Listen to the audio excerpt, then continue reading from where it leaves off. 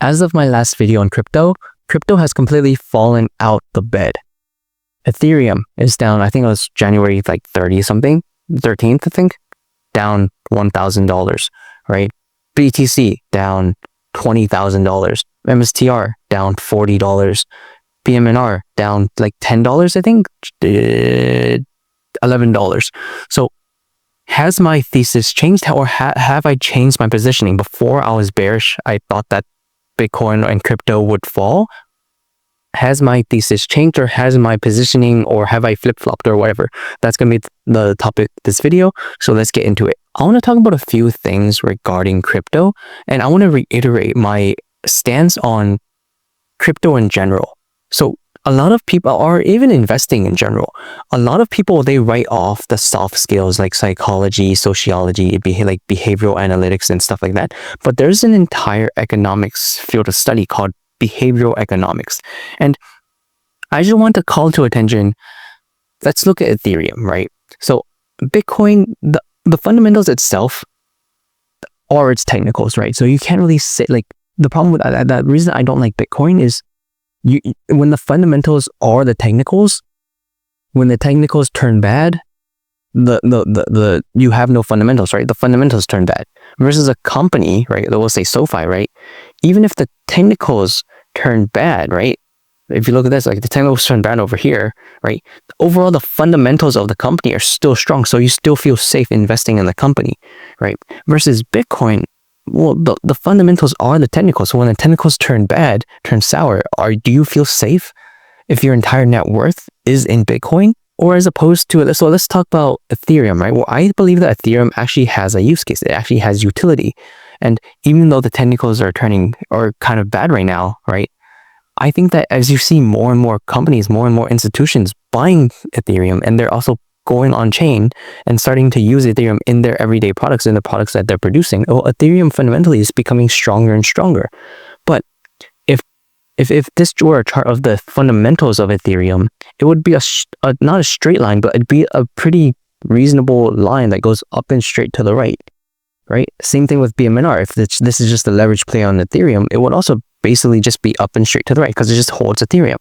But that's not what's happening, right? That's not what's happening here, right? What are all these swings? Are these just changes in fundamentality, or is that the word? Are these changes in how, like, the fundamentals of Ethereum? It's not. What is it? These are changes in perception, market psychology, and how the market is positioned.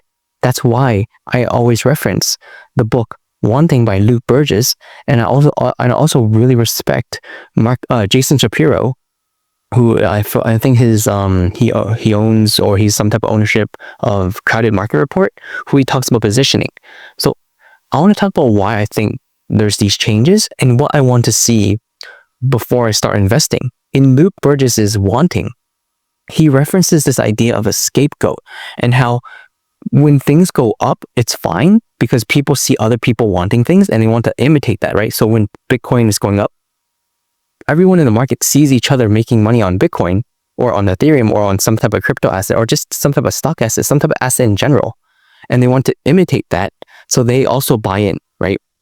But when things are falling, then people buy out. And then at the very end, people only stop having war, having conflict when they can, oftentimes when they can point to some type of scapegoat, whether that be a king, a country, etc., right? Or in this case, we could say some type of scapegoat could be the likes of MSTR, right? Likes of some type of big, I guess some type of big scapegoat that people can pin all the blame on and then just say, all my losses are your fault. And then when that person falls, that usually marks the bottom or the end of some type of conflict or the end of some type of war. In this case, the end of a market crash. And you could also say the same thing with the crash of 07, 08. You could say that was basically the Lehman Brothers, right? When they crashed, or you could say, I don't know, the dot-com bubble, right? That was basically just everybody, and that was entire queues, right? So many people felt that pain, and then you could put the blame on something, on stocks in general. People were so scared of stocks that they didn't touch it for a long time. But at that peak fear, right? That's why we have a greed and fear index. At peak fear is when you want to buy.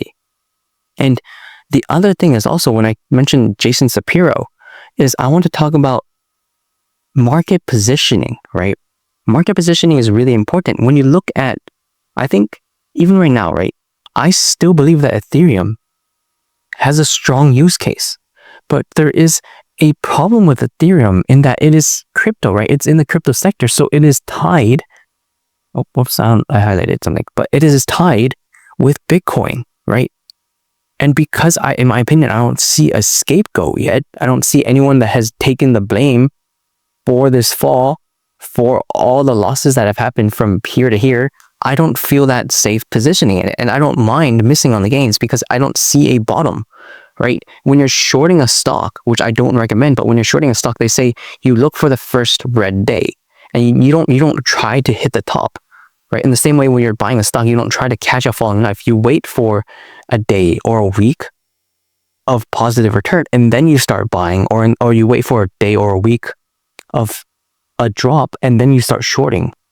Because you don't short at all-time highs and you don't buy at all-time lows. That's not what you want to do, right? Because it can always, expensive can always get more expensive, right? Cheap can always get cheaper. And that's the problem with this. And when you have, see, the problem with Ethereum, the problem with BMNR, these stocks, right, is they're all tied to each other. So when one drops, you get this negative spiral of, okay, well, the people that were leveraged to the tits over here, well, they also invested in this. They also invested in this. They also invested in this, right? And then there's this negative flywheel or this negative spiral of, okay, I need to sell out of this positioning. And then now that my position is smaller, I have to sell out of this one. And I have to sell out of this one. And I have to sell out of this one. And the problem is, even though I'm in a stock that has actual fundamentals, SoFi, right? A lot of retail, a lot of people that are leveraged on these companies or on these companies or on these cryptocurrencies are also in SoFi, and that's what causes this drop. I honestly believe that market positioning and a change of sentiment is what caused the past week of just massive declines, massive capital, what's it called? Massive drop in market cap of basically an entire of a large portion of the Qs, right? All these things. So I'm basically pinning the crypto drop on and also I guess a drop in the broader markets of just like AI and those things on a few things. One, sector risk, right? Why is it that when one AI company drops, other AI companies drop? When one data center drops, other data center drops? When one crypto drops, other crypto plays drop? That's sector risk. Number two, concentration risk. When all of your money is in this specific sector, think about it, right? What have most people been investing in? AI play, crypto play, and tech stocks, right? Well, when one of those things drop, right? First of all, the entire sector drops, and then because the entire sector drops, they lose a lot of marginability, and then that leads to the other sectors that they're investing in to drop as well, right? Why do you think Walmart and the likes of last week, my best performers were GameStop and grocery outlet? Let that sink in. Why do you think those didn't drop? It's because those people that were investing in the likes of grocery outlet were investing in that and they missed all the gains, but they also missed the concentration risk, or they missed the their entire net worth wasn't dependent on AI and crypto being good, right? Versus the likes of SoFi were kind of like the likes of SoFi, right? The people that invested in SoFi also investing in these other companies. So when those other companies fell, that also led to SoFi stock falling. And you also have to look at the margin risk, right? That has been on an all-time high. And when people are margined to the tits on something that they think is going to go up and to the right, like Ethereum, MSTR, these things, right? You margin, maybe you have a safety, like what's called a margin of safety. That's annoying because it's the same word, but let's say you have a margin of safety. Let's say you bought MSTR at $200, right? It went up to $300. Then you margined thinking it wouldn't go below 150. Like that's a pretty big margin of safety, and it goes to 120. What is this? $100. It goes to $100, right?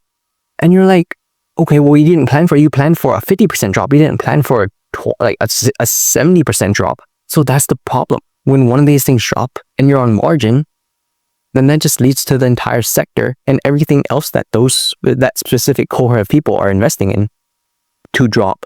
Another thing about fundamentals that I really want to touch upon is this. And this, okay, so I've blocked out the names, right? Because I don't want to put them on blast. But this person, listen to Jay, not Tom Lee. Like, so obviously this is sarcasm, right? But listen to Jay, not Tom Lee, not Michael Saylor, not BlackRock or JP Morgan. Definitely don't listen to the president or the nation states buying crypto. Just listen to Jay. I want to ask you, let me ask you, right? How long has crypto been around for? You could say 15 years, right? If you're mega crypto bull, almost 20 years, right?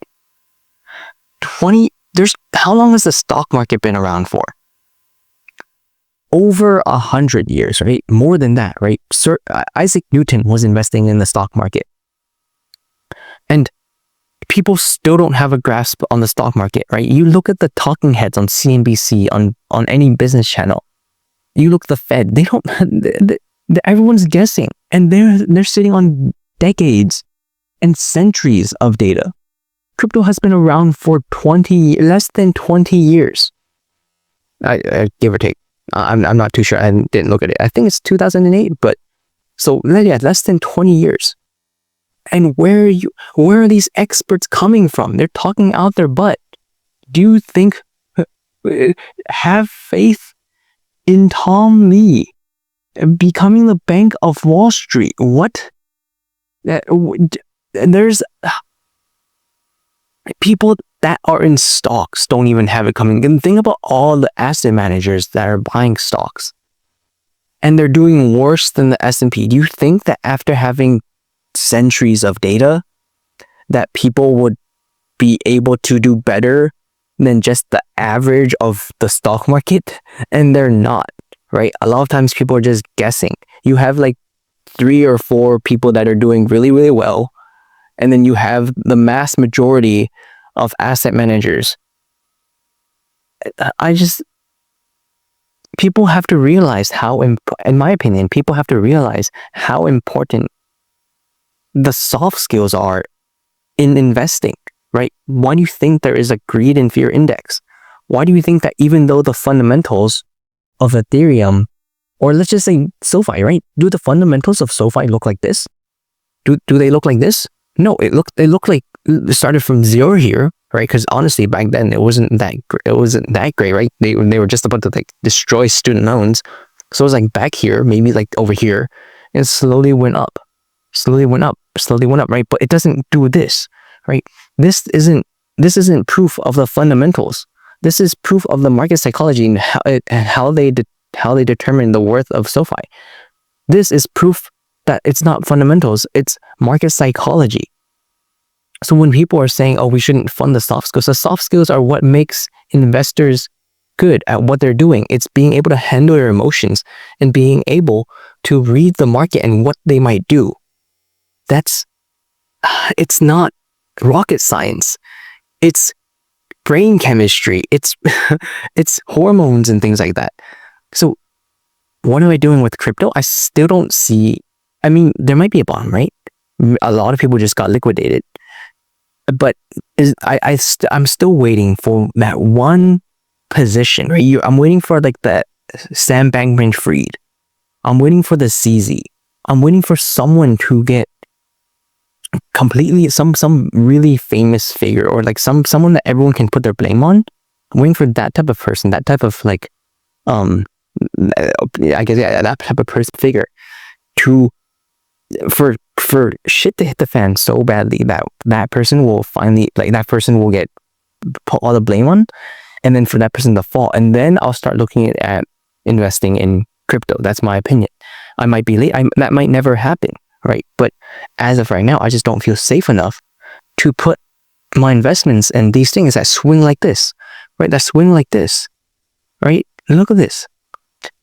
I still don't like Bitcoin, but that's just my opinion. That swing like this, right? We're going back to here. You basically just eliminated all the gains of the past 2 years. Come on. And I still don't like this company at all.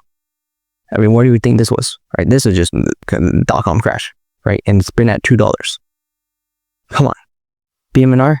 I mean, you could say there's no debt, but cheap can always get cheaper, right? And they're just diluting earlier. This is like a reverse play, right? Where it's like a reverse Ponzi if you think about it, right? Where people invested in BitMiner earlier, and then those people just kept getting diluted. Eventually, when they get diluted enough, or when the stock drops enough, they get liquidated out of their position, and then people buy cents on the dollar over here. Cents on the dollar over here, or over here, right?